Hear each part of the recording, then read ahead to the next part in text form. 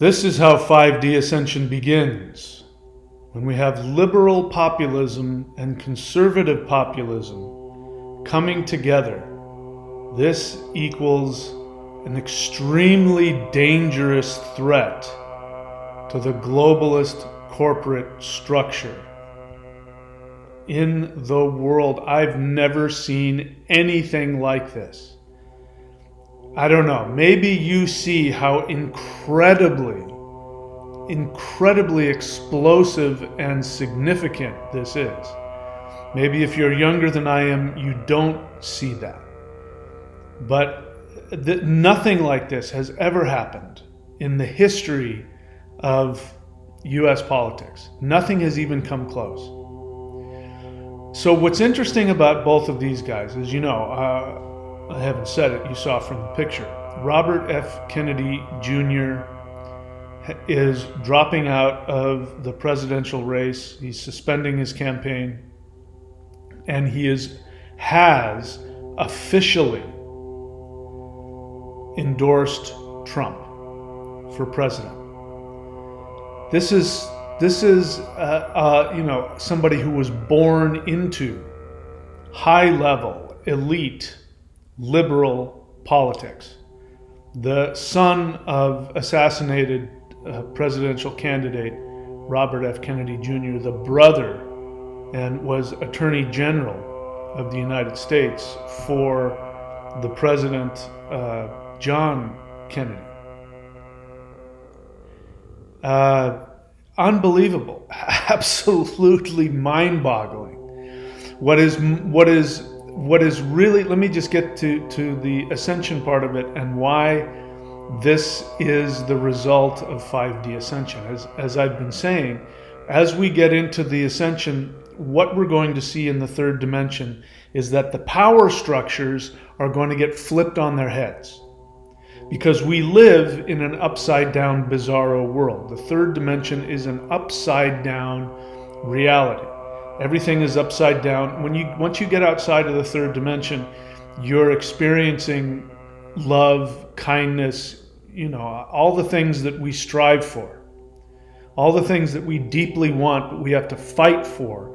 And we've now, as time has gone on in recent years, it has become evident, especially since 9/11, it has increasingly become evident that the world is not as it seems, that the ideas of democracy and government, representational government, is just a show, and that there's actually a small group of extremely powerful people whose goal is to totally dominate and enslave the world. And they've been using the ruse of politics and the supposed ruse of democracy to achieve those goals.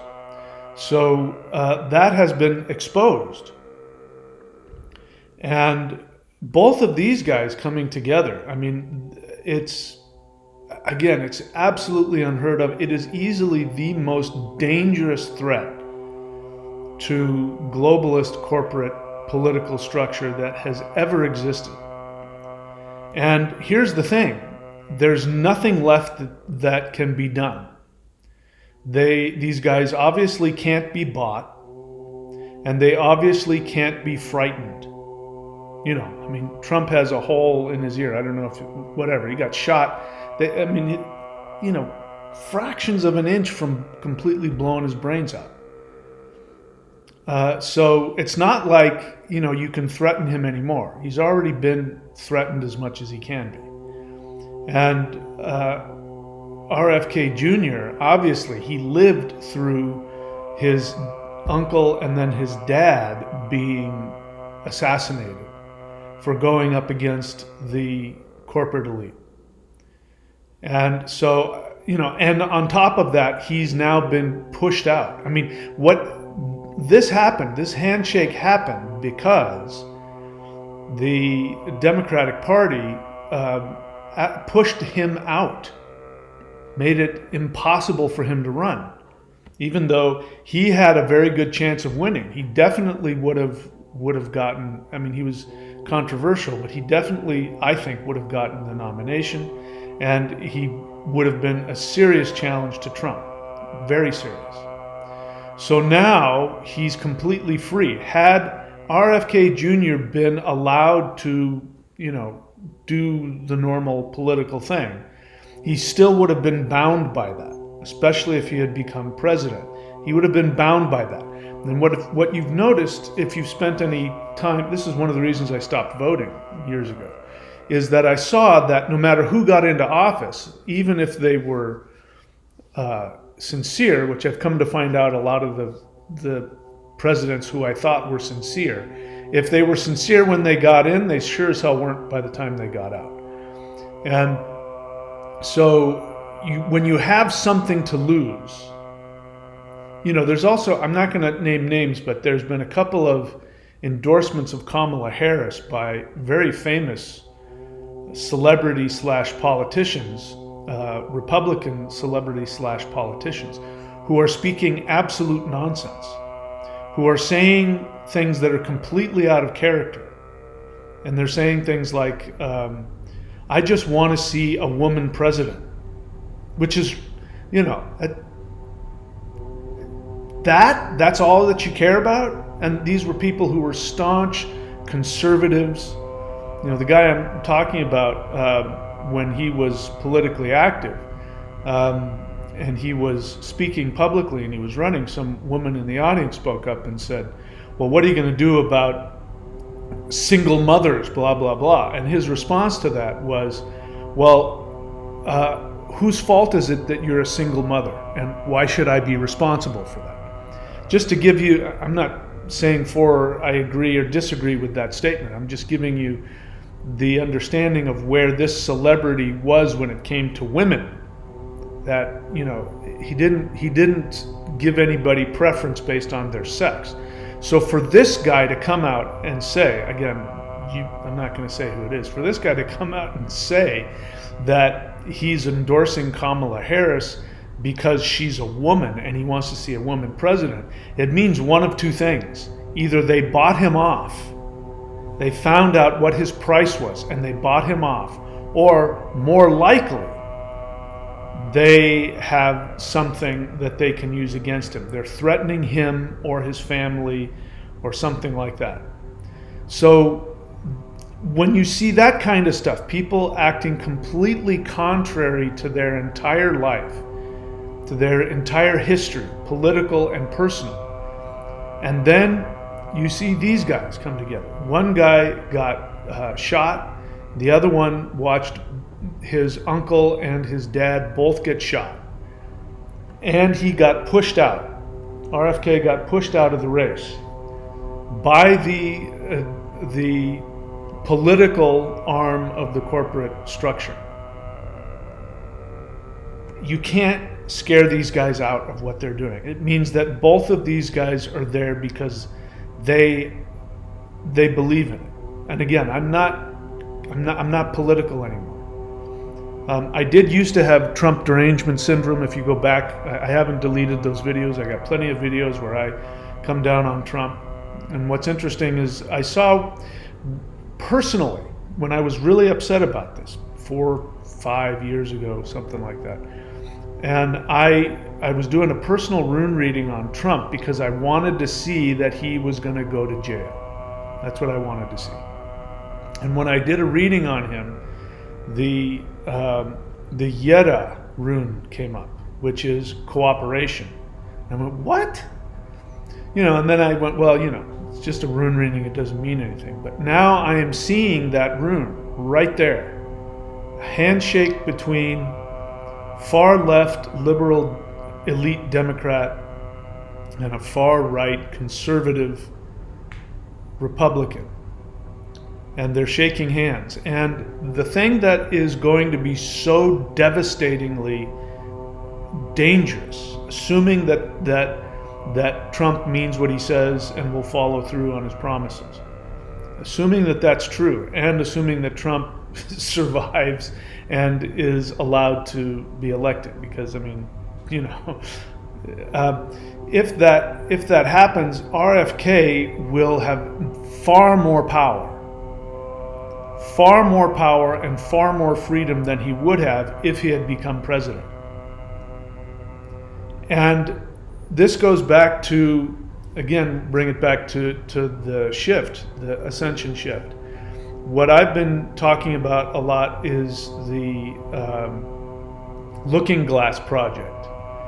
So the Looking Glass Project, you can go look it up. There's a great video. The Y-Files has a great video. There's some, if you really dig out there in the internet, you can find information on it. So the Looking Glass Project, which I haven't been able to prove, but I think it's very likely that this piece of technology exists.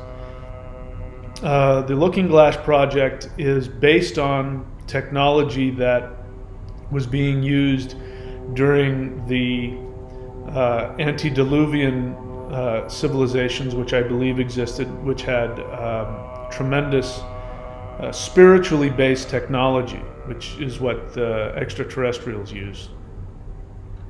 And of course, we lost that after the flood event, the worldwide flood destruction event.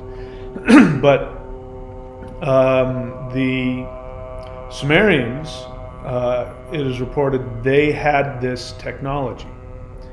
And so this technology has now been acquired by the United States intelligence and has been used to be able to predict how you can manipulate what people call timelines. I won't get into why that's not an accurate term, but for now we'll go ahead and use that. And so the idea was that you use this technology and you introduce possible scenarios, like what happens if we start this war? What happens if we have this kind of a tragedy? What happens if there's this kind of a health disaster? What happens if there's this kind of economic disaster? What happens if this kind of religion is introduced? So you put in all these variables, and then you can see what the most likely outcome and response is going to be from the population that you're trying to control. And so the idea is they've been using that. And so the theory, the tinfoil hat theory, is that 9/11 was orchestrated because they knew the fear response would create, of course, the public sanctioning war and the public sanctioning reduction of freedom, the Patriot Act, et cetera, and then of course that was all orchestrated again because the idea is that they've looked at the future and they can see that this is how human beings are going to react the most fearfully, which they will willingly give us power so that we can continue to control. And I've talked a little bit about it, but every single war that we've had in the 20th and 21st century has been completely orchestrated, and the end result of that is that it makes money. And I'll just give you one example. World War II, if you think that there was a difference between the United States and Nazi Germany, all you have to know, and this is just one example of many, I'll give you two because these are really important. The first one is why Switzerland was neutral.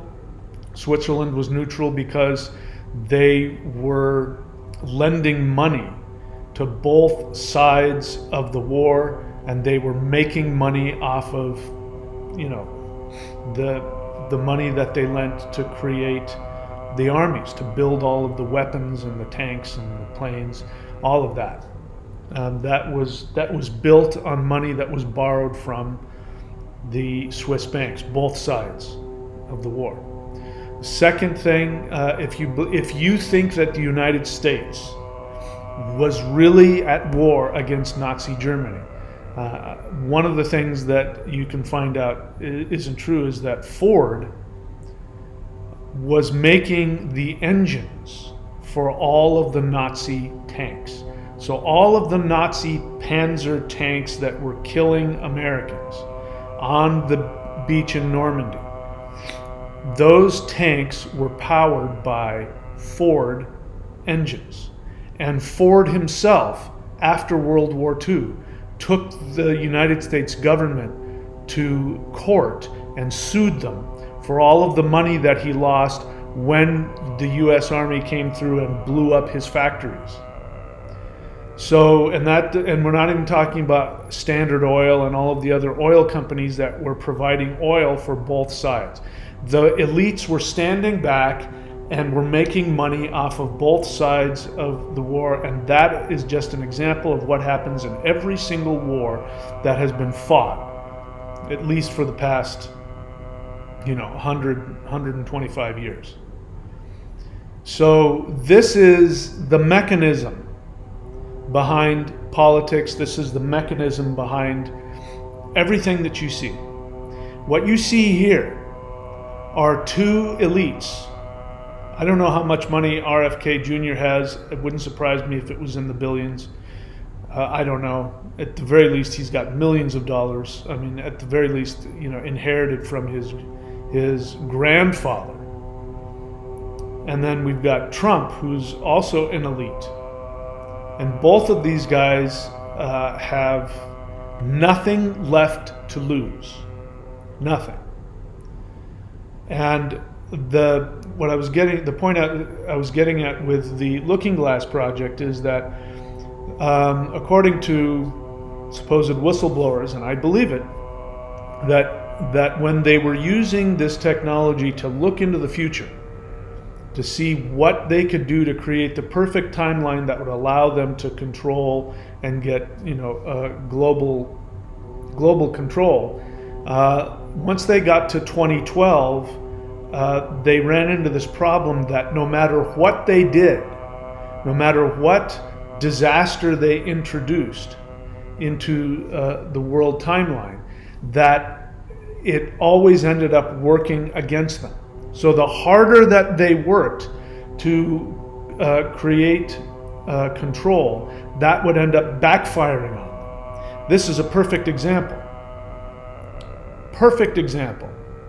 They've tried everything they can to get rid of Trump, including trying to blow his brains out. And they've done everything they can to get rid of RFK Jr. And now, because they pushed him out, and because he's aligned himself with Trump, he now has more power than Trump. I'm even going to say this: RFK Jr. has more power than Trump, because Trump is going to enact, presidential, whatever they call that, special orders. But he's still going to have to do all kinds of things, and he's still going to have to wrangle the uniparty. The Republicans and the Democrats both are bought off. If they've made it to the highest levels of government, they've been bought off.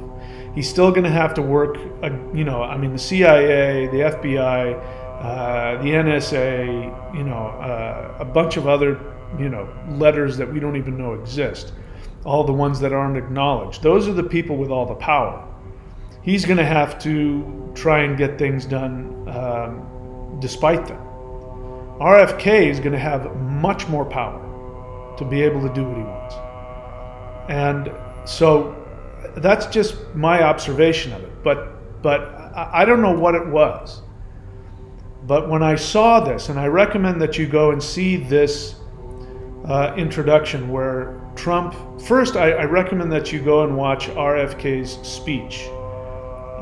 His latest speech where he announces that he's suspending his campaign and he's going to support Trump. Watch the entire speech. Don't watch it on the mainstream, because the sound bites are completely out of context and don't have any meaning to them. Watch the entire speech and then watch the introduction. Watch Trump introducing RFK.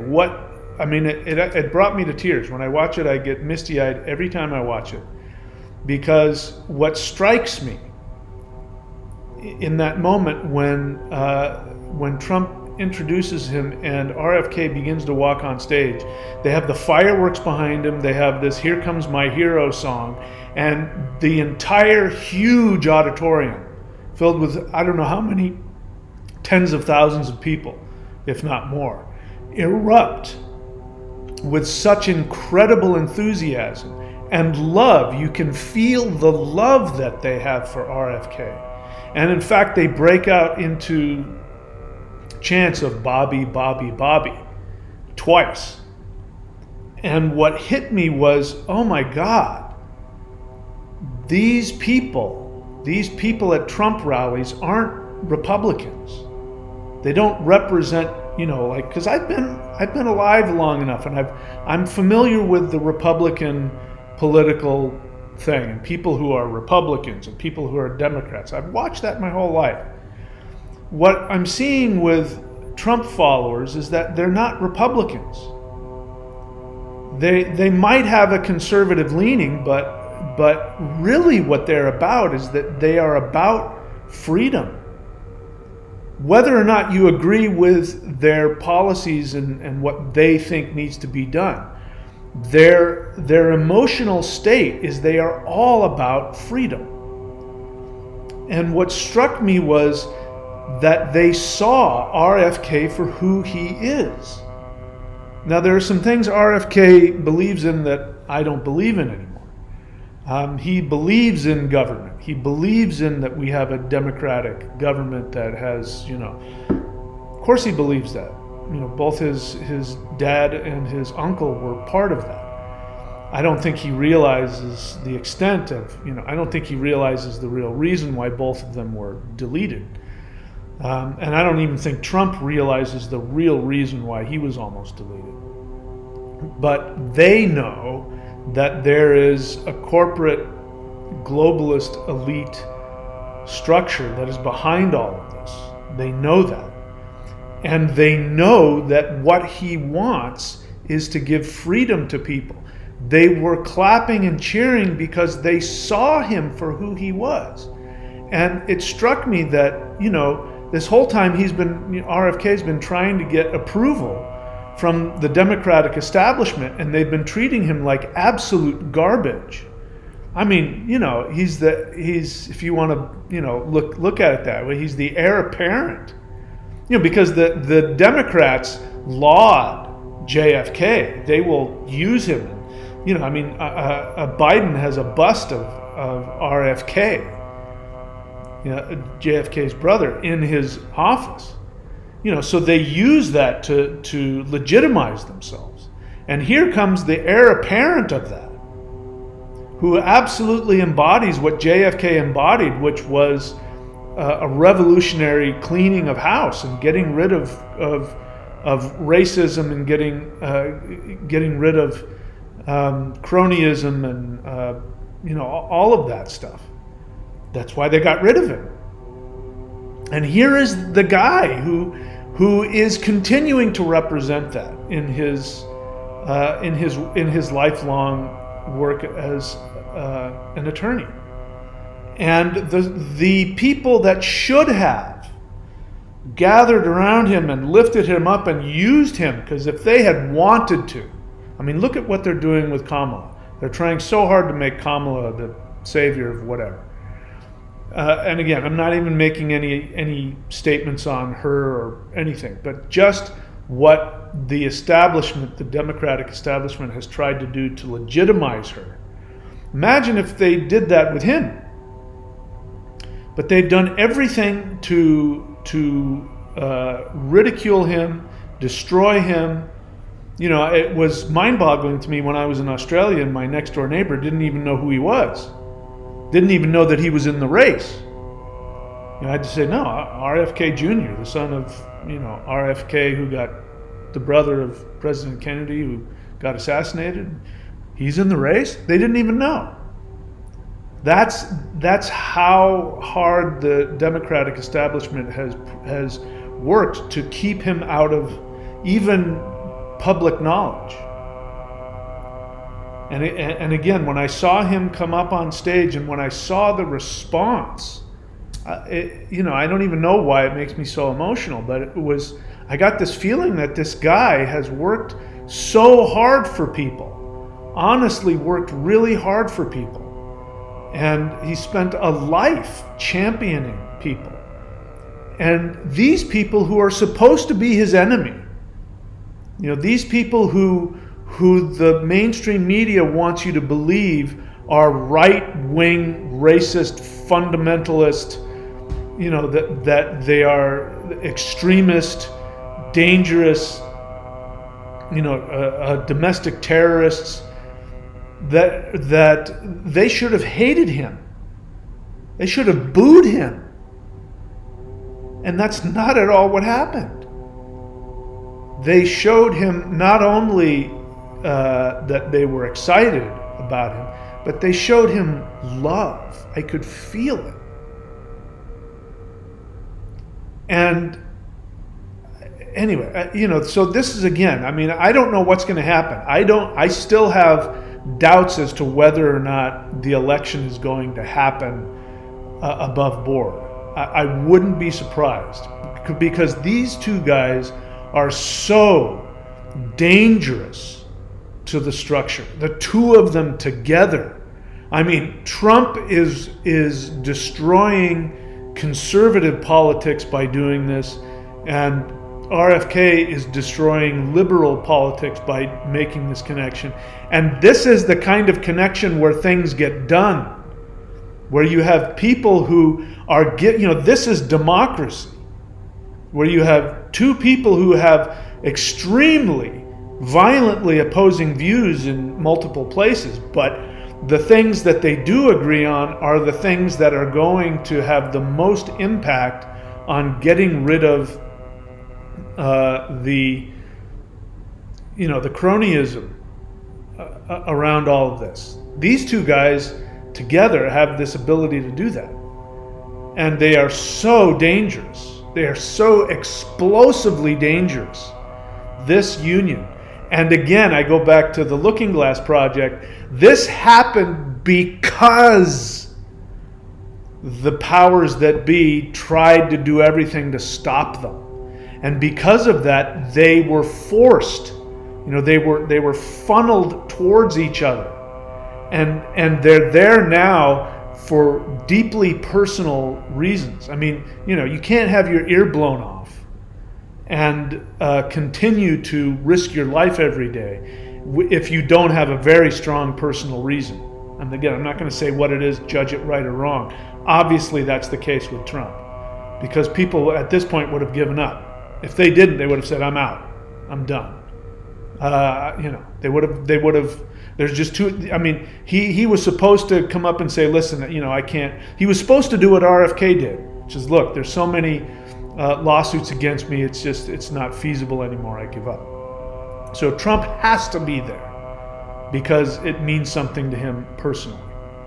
And RFK, clearly, he's made it very clear. He was very, I have so much respect for the guy. He was so transparent in his what's driving him. The main thing that's driving him is he wants to see children healthy. It's there's no amount of money that you can get bribed out of that, and there's no amount of fear. All it's going to do is embolden you to fight even harder. So again, I'm not trying to make an endorsement for either of these guys. I don't agree with either of them on a couple of really important political issues, which I'm not going to bring up, but I see, again, what I saw when I watched this, I was absolutely awestruck. What I saw was two things. First off, nothing like this has ever happened and could have ever happened.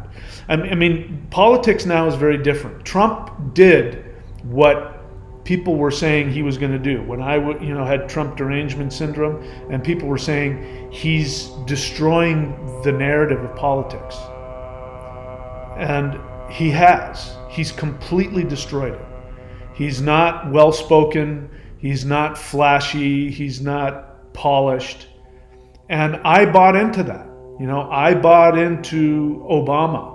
I bought into Clinton. Both of those guys were polished, and they were well spoken, and they were great actors, and I bought it. I believed it. Trump is a horrible actor. He's not a great orator. He mumbles, and he's, like me, he just goes, just barfs out whatever's in his mind. He's not entertaining to watch. But people would say that there's something about him that they see a reality in him, and he does. He just shows up and he's himself, for good or for ill. And so he's destroyed that.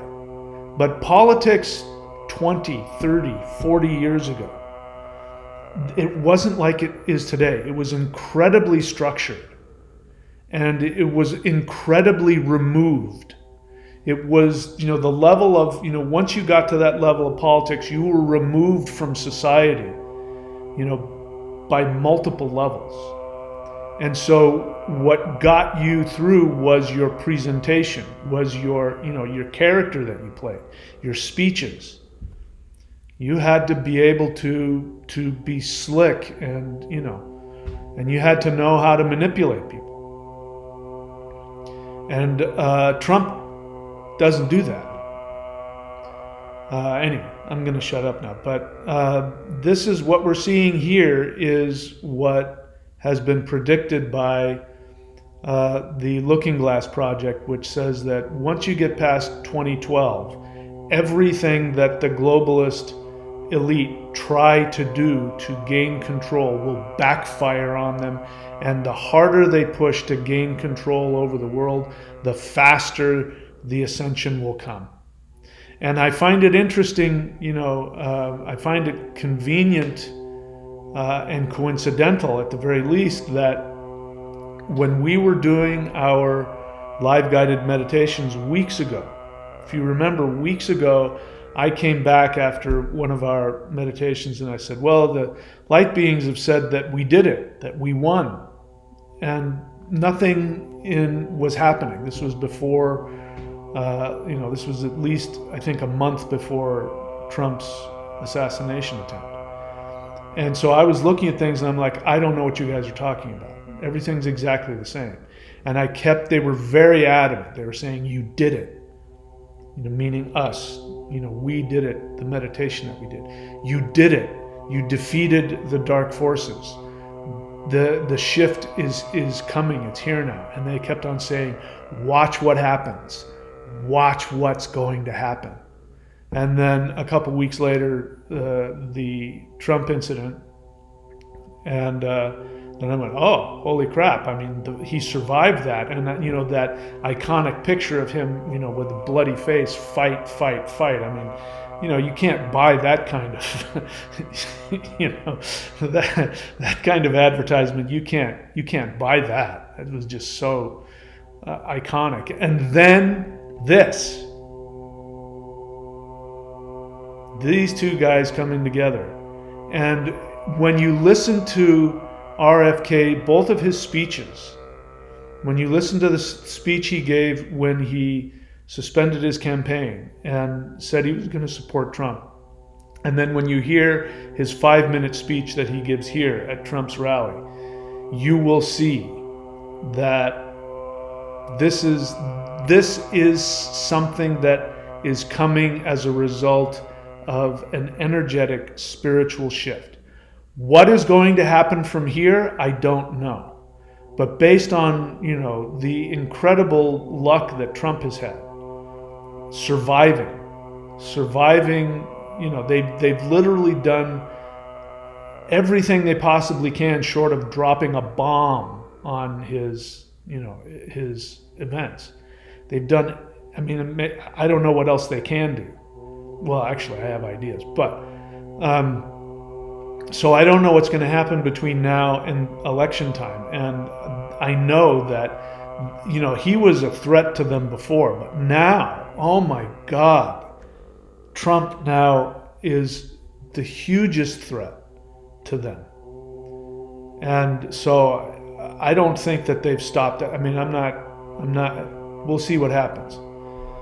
Things could get a lot more dicey between now and then. But what we're definitely seeing is the ascension is coming and the energy is getting flipped on its head. And whatever they do, if something happens to Trump or RFK and they magically get hit by a bus or, die of, food poisoning or heart attack or something like that, those people at that rally that were there, I mean, if they weren't, hyped up before, this absolutely has completely ignited Trump's base.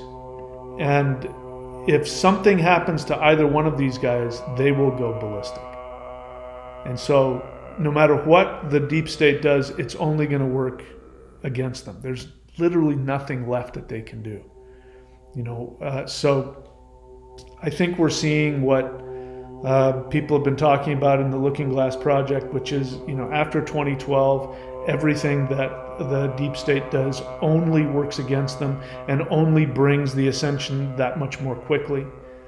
And I think we're seeing a direct result of the work that we've been doing in our live guided meditations. Today is Saturday.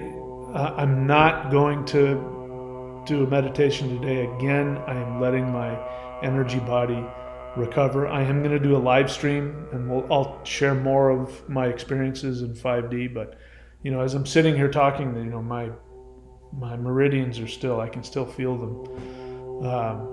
They haven't completely healed yet. So put some healing thoughts towards me. But I think part of it also is the amount of energy we released a couple Wednesdays ago was so monumental that I think the universe is saying, we need to work with the energy you've already given us. So anyway, we'll see what happens. Anyway, that's it. I'm going to stop babbling. But watch what happens. This is absolutely monumental. And in my entire 60 years of living, I've never seen anything like this. I've never seen anything that politically could actually do something to change reality. And at the very least, from my perspective, what I'm seeing is that this is the beginning of the destruction of the 3D structure. The infrastructure is beginning to collapse. If we want to get to the place that I want us to go, which is to live in a world where we don't need governments, we don't need banks, we don't need politics, we don't need, all of that. We live, everybody gets to do what they want, when they want, how they want, live where they want, and they have access to all of the resources that they need. That world that I want to live in starts like this. This is how it starts. All right, my friends, that's it. I love you very much. Please remember that you are the most important being that has ever existed. You are the most powerful being that has ever existed. That you are in fact God, and that you are lovable simply because you exist. There is nothing you can do which will make you more lovable, more valuable than you are right now. If you spend all of your energy living towards your deepest desires and giving yourself your greatest happiness and fighting against all of the influences that are getting you to live your life for other people's approval, if you live your life for your own selfish happiness, you will be giving ascension to all beings, including the gods themselves, who will get on their knees and worship you. I thank you for creating this universe. This universe wouldn't exist if it weren't for you. I wouldn't exist if it weren't for you. And I thank you for existing and for allowing me to exist. Having said that, my friends, please be very good to yourselves. And if you show up, I'll see you later on tonight for the live stream.